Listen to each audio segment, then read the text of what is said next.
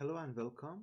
In this tutorial, I'd like to show and explain the concept behind Retrieval Augmented Generation or RAGs. It's very important to understand this concept because as a data engineer, it's important to understand this concept because it might be required to use RAGs on the information or the document or content stores which are available at your company and create a chatbot system which can answer the questions of the user much more reliably. For explaining the RAGs, I would like to first demonstrate and explain the concept behind current LLM or chatbot systems. In the current scenario, or I would say in an ad hoc chatbot system, in case the user writes a prompt and asks the LLM model, it will return a specific response. This specific response is based on the knowledge of the chatbot system. However, it is not considering the data the user might be interested. Suppose the user wants to ask a question from an airline company and it wants to know the recent travel destinations of the travelers of that company.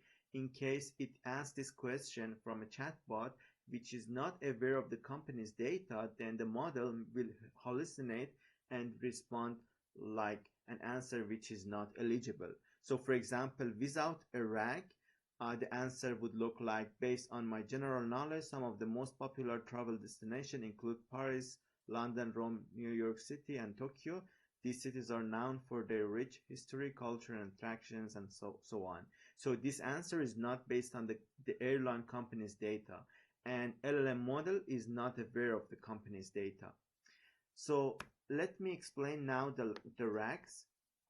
With the RAGs, the scenario is different. We have the user, we have the LLM model, and still the prompt is sent from the user to the LLM model, and the response will be back.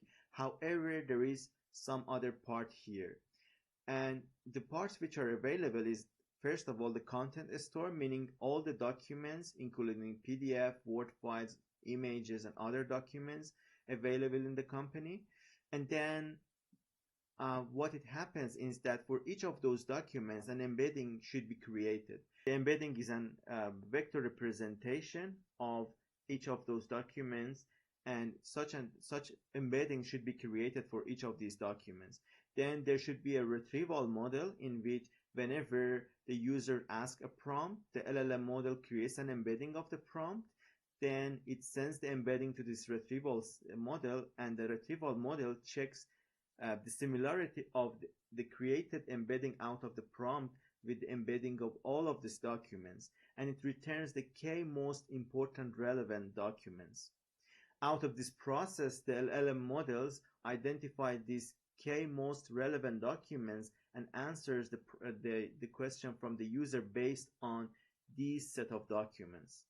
So you can imagine that the answers would be much more reliable, and actually there is no leaking of information whenever this question asks. The leaking of information, I'm referring to the data which are related to the company and should not go to the public.